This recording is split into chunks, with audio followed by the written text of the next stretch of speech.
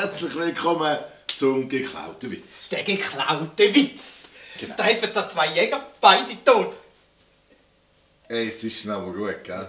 Ja, okay, gut, der ist gut. Also, heute machen wir wieder mal einen auf romantisch. Ah ja. Genau. Nein, Aha. nicht immer anlängen. Ja. Gut, also, heute machen wir ein Liebespaar, das eigentlich auf Besuch gehen sollte. Ja. Und du wie immer die Frau, logischerweise ich der Mann. Ja, So. super. Bist du bereit? Ja.